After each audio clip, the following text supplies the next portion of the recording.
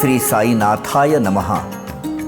भगवान श्री साईनाथ महाराज ने अपने जीवन काल में जो अनुपम अनुभूतियाँ अपने भक्तों को दी है, ऐसे चुनिंदा लीलाओं का अवलोकन करते हैं श्री साईं बाबा की अनुपम लीलाएं।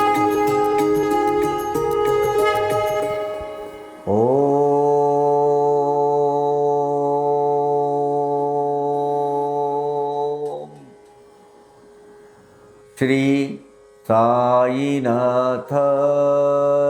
नमः। सद्गुरु श्री साईनाथ महाराज की जय। साईं बाबा की अनुपम लीलाएं इस श्रृंखला के अंतर्गत हम अब आपको एक बहुत बाबा का अस्तित्व आज भी कैसा है ये जताने वाली कथा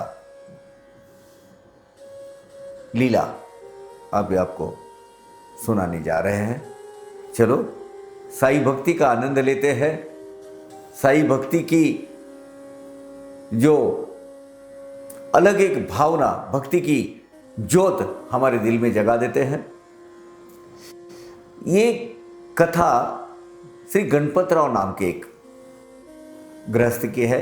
ये थोड़े से ऐसे मतलब इन्हें प्रसिद्धि से दूर रहने वाले, किसी के बीच में न आने वाले, एक शाय नेचर के पर्सन है, इसलिए बोले मेरा पूरा नाम मत दे दो। ये बम्बई के बांद्रा के रहने वाले थे। दमा की बीमारी थी उनको और घर गृहस्थी में बहुत सारी मानसिक त्रस्तता और संकटों की मालिका पड़ी लगी रहती थी उनके पीछे। हालांकि वो एक आध्यात्मिक बेस, उनका स्वभाव धर्म उनका था, स्वभाव से वो आध्यात्मिक वृत्ति के थे, लेकिन ये दमा उनको बार बार सताता था। इन्होंने खुद होकर ये कथा अपने रामचंद्र आत्माराम तरखड़ यानी बाबा साहब तरखड़ उनको बताई थी। उन्होंने वो लिखे रखी है और एग्जैक्ट तारीख लिखी कब हुआ है, 20 अक्टूबर 1931 को ये घटना, ये लीला हुई है उनके साथ। हुआ यूँ कि बड़ी विवंचना में, बड़ी असुविधा और दुविधा में रहते थे, तो इसलिए थोड़े से मायूस उनकी मानसिक स्थिति रहती थी, अस्वस्थ रहते थे, ऊपर से ये दमा की बीमारी। तो 20 अक्टूबर 1931 वो उनको सपना गिरा और सपने में एक सपना बोलो या दृष्टांत बोलो, क्योंकि धीरे धीरे धीरे से कि आकृति सामने आ गई। वो आकृति साईं बाबा की नहीं थी, किसी एक थोर पुरुष की थी। तो जैसे वो आकृति थोड़ी सी स्पष्ट हो गई तो उन्होंने बोला, अरे तू एक काम कर, शिरडी में जा, शिरडी में वो साईं बाबा के दर्शन ले ले, तेरे सब दुख दूर हो जाएंगे, तेरी सब विपदा आपदाएं टल जाएगी। तो उन्होंने बोला, अरे बाबा को जाके 15-16 साल हो गए हैं, बाबा कहाँ है वहाँ पे शिरडी में, क्या जाकर फायदा। ये सपने में ये संवाद चल रहा है, ये संवाद घटित हो रहा है। तो वो जो सामने वाली जो आकृति सामने खड़ी थी, बड़े थोर पुरुष लग रहे थे। उन्होंने बोला, अरे जाओ शिरडी में, वहाँ वो माँ द्वारका माई में और वहाँ समाधि मंदिर में बाबा प्रत्यक्ष बैठे हुए हैं, मिलकर आ जा, तुझे पता चलेगा। वहाँ है बाबा, आज भी है, वहाँ रहते हैं, वह कहाँ गए भी है, नहीं है, वही है। बिल्कुल सपने में स्पष्ट स्वरूप से उनको ये आया। जाके 3-4 बजे का ब्रह्म मुहूर्त का शायद ये उसी टाइम होगा कि जाकर वैसे सोचने लगे, अरे हम तो सोच रहे थे बाबा चले गए, लेकिन ये तो महापुरुष सपने में दर्शन देके बोल रहे कि बाबा वहाँ है, आज भी मिलेंगे तुझे, तुझे तेरी सब विपदाएं आपदाएं दूर करेंगे, तू जाकर आ। वैसे वो सो नहीं पाए। उसके बाद सवेरा होने का इंतज़ार करते रहे। अपने आजू बाजू के जो भी कुटुंब परिवार के जो सदस्य है, अब उनमें आपस में ये रहता था कि मुझे आज ये ऐसा सपना पड़ा, वैसा सब एक दूसरे के साथ वार्तालाप करते थे। तो सब लोगों को बुलाया, अरे मुझे आज ऐसा ऐसा सपना गिरा। तो उतने में घर का एक सदस्य बोला, जानते हो कल विजयादशमी है, बाबा का महापरिनिर्वाण दिन है, बाबा ने देह त्याग जो किया, देह छोड़ा है, देह त्याग किया, वो उसके दिन है, पुण्यतिथि है बाबा की, आप जाओ जरूर। अब उनके परिचय के वहाँ बाजू में, ये बांद्रा के रहने वाले थे, उनके बाजू के परिचय के मोरेश्वर प्रधान,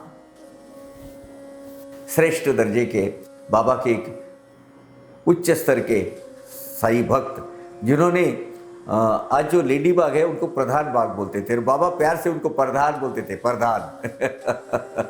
ये जो है ये लेडी बाग उन्होंने खरीदी कर दी थी गोंदकर फैमिली से और साई बाबा संस्थान को दी थी। इसके भी संकेत बाबा ने बहुत पहले दिए थे उनको। ये बाबा के जाने माने भक्त है, ये सबको पता था, इनको भी पता था, गणपत राव को, इनके जाने पहचानत वाले भी थे। तो वहाँ गए उनके घर को, यार इनके साथ अपन चले जाएंगे, क्योंकि घर वालों ने आग्रह किया, नहीं बाबा ने तुम्हें बुलावा भेजा है इस सपने के माध्यम से, तुम्हें जाना जरूरी है। अरे बोले लेकिन यार यहाँ बहुत बारिश के दिन चालू है, ऊपर से मेरी ये दमे की बीमारी, भीग गया, ये हो गया तो बहुत तकलीफ हो जाएगी रास्ते में। बोले किसी और कोई साथी मिलता है तो देख लो। गए मोरेश्वर प्रधान जी के घर में, तो पता चला कि वो उत्सव के कारण वो एक दिन पहले निकल चुके हैं, गुरु पूर्णिमा का उत्सव वो एक दिन पहले निकल चुके हैं। बोले फिर बोले सुंदरराव नवलकर के पास जाते हैं। अब शाम बहुत हो गई थी, इधर थोड़ी सी हल्की सी भी बारिश भी हो रही थी, तो बोले यार नहीं अभी जाना उचित नहीं है, और मोरेश्वर प्रधान गए हैं, गुरु पूर्णिमा का उत्सव है, तो सुंदरराव नवलकर भी गए होंगे, क्योंकि ये दोनों वहाँ संस्थान के वो जो मंडल था, व्यवस्थापक मंडल या जो ट्रस्ट था, वो ट्रस्ट के तो सदस्य थे ही सुंदरराव।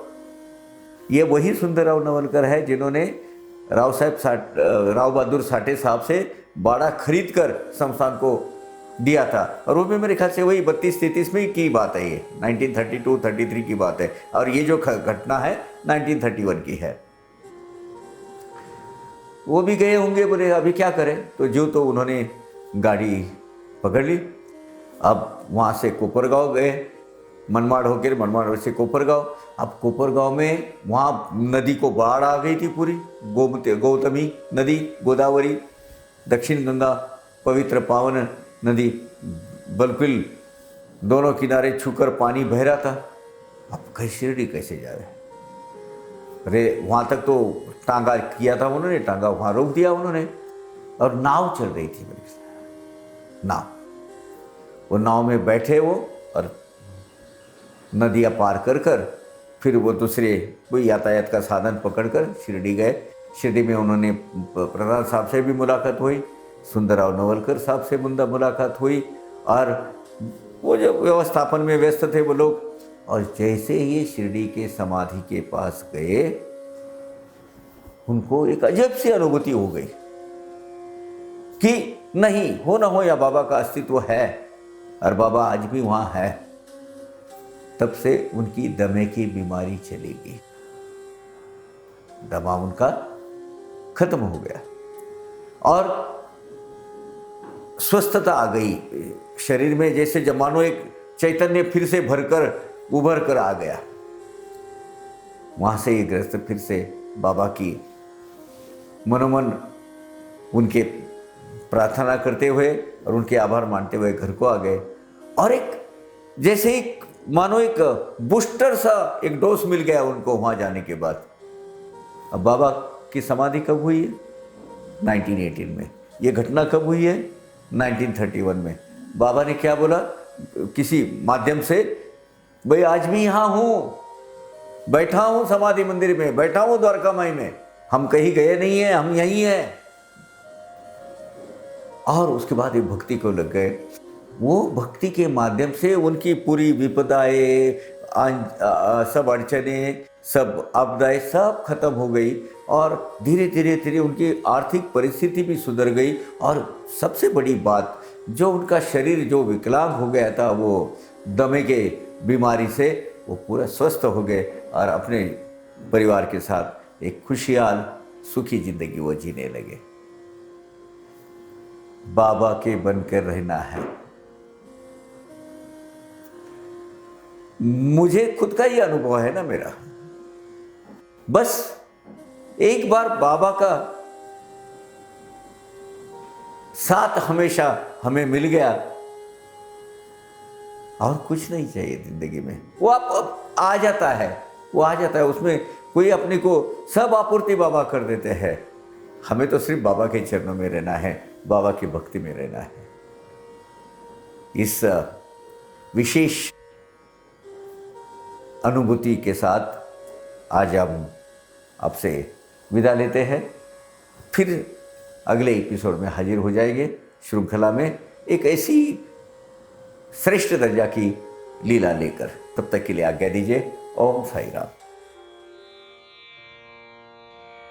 अवघा रंग एक झाला, अवघा रंग एक झाला, रंगी रंगला श्रीरंग, रंगला श्रीरंग, रंगला श्रीरंग। अवघा रंग एक झाला, अवघा रंग एक झाला।